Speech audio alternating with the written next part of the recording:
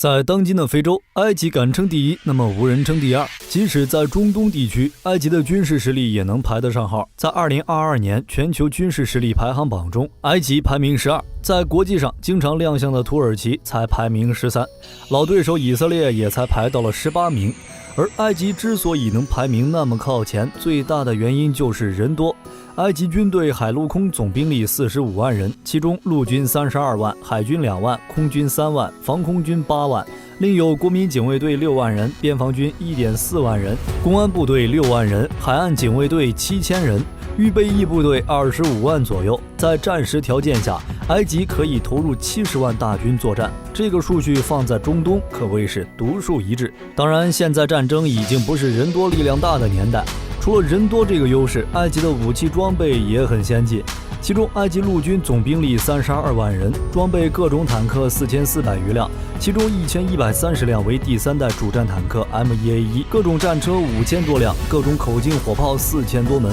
地导弹100部，反坦克导弹2660具，装备规模宏大。只是其中大量坦克都是来自冷战时期的苏联援助，现在这个时期早已落伍。这里就不细说，主要就是美国国际援助在埃及建造的大量 M1A1 主战坦克，这型坦克在美军入侵伊拉克战场中大出风头。但是埃及生产的 M1A1 主战坦克并没有装备平右装甲和平右穿甲弹，使用的是复合装甲和普通穿甲弹。同时，埃及也装备了俄罗斯的 T90。埃及国防和军事生产部与俄罗斯的乌拉尔瓦贡扎沃德公司和武器出口代理商达成了一项协议，按照许可证建造500辆 T90MS 主战坦克。根据俄罗斯国防工业的消息来源，俄罗斯 UVZ 公司将在埃及建造一座工厂，用于组装 T90MS。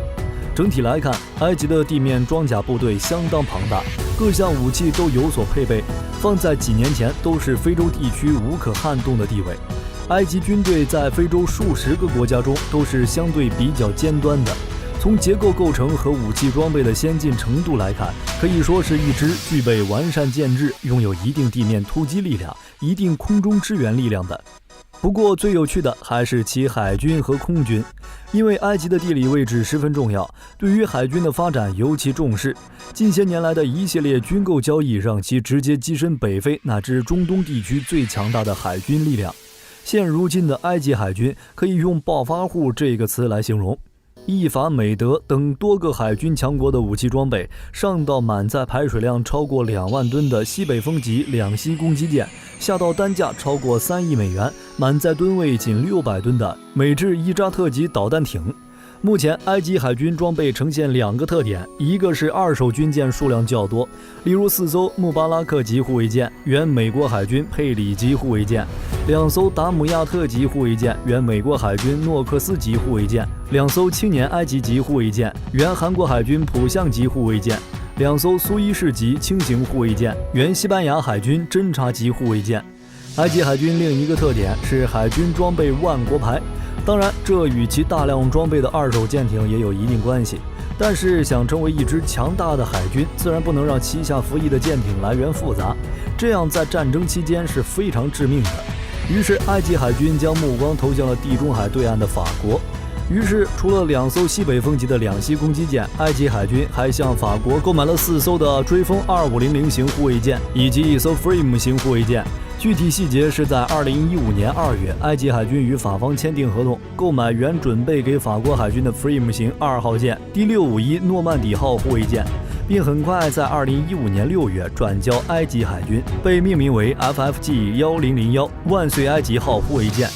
合同中还保留了购买第2艘 Frame 型护卫舰的选型，甚至在4艘追风2500型护卫舰的合同里，埃及海军也保留了继续增购2艘的选项。由此可见，当时的埃及海军是铁了心要转向法国制造。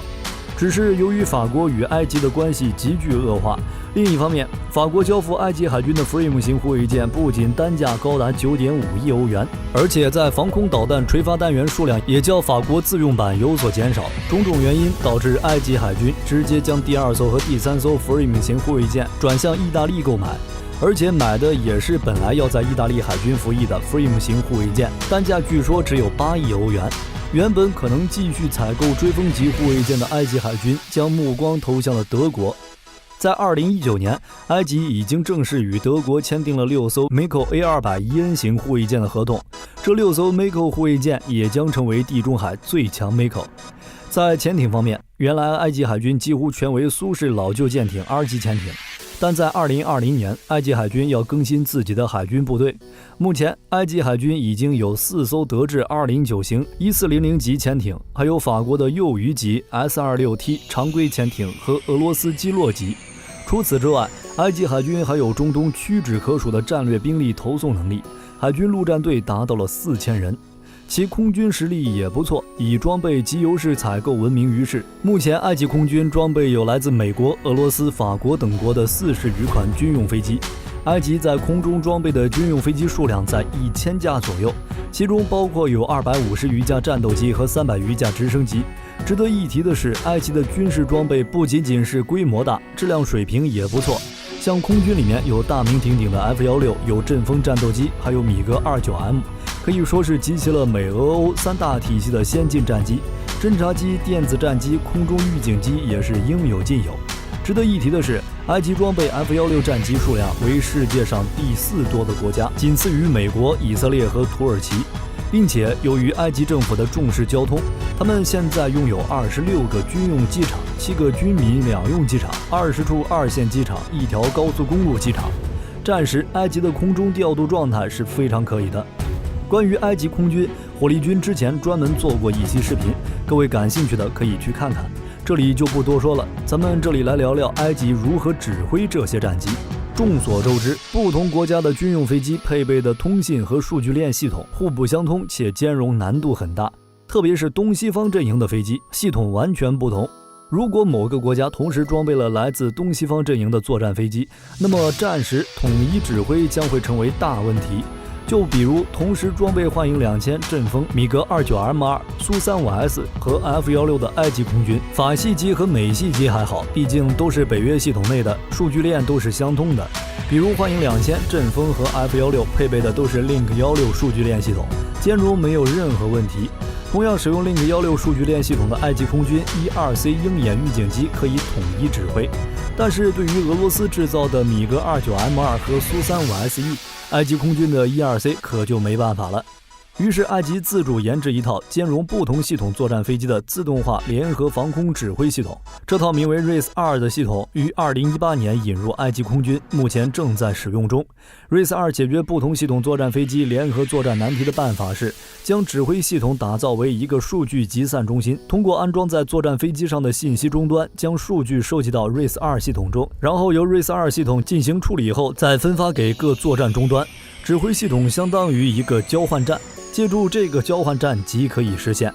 东西方不同系统作战飞机的统一指挥和联合调度。单从纸面数据而言，埃及当前的军事力量已经是相当豪华了，在非洲绝对找不出来第2家。剩下的一点就是埃及的军工实力了。埃及的军工实力在这几十年有了长足的进步，但说句实话，埃及总体的军工实力还不如隔壁的中东其他3虎。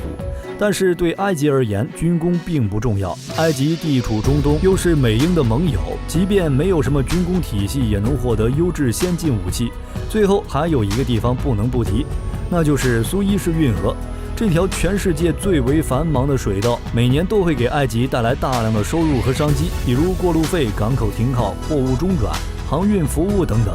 这条黄金水道每年能给埃及带来50多亿美元的收入，长期是埃及国民收入和外汇储备的主要来源之一。这一大笔钱几乎都是纯利润，不夸张的讲，埃及就是靠苏伊士运河吃饭的。也正是有了苏伊士运河和美国的援助，才使得埃及能保持规模巨大的军队。总的来说，埃及的军力确实不错，如果一句话概括，那就是买来的非洲老大。只是埃及的军事实力要壮大的话，就必须发展自己的军工体系。万国造堆出来的军队，战斗机始终是不能保证。对此，各位朋友是如何认为的？欢迎在视频下方留言评论。下期见。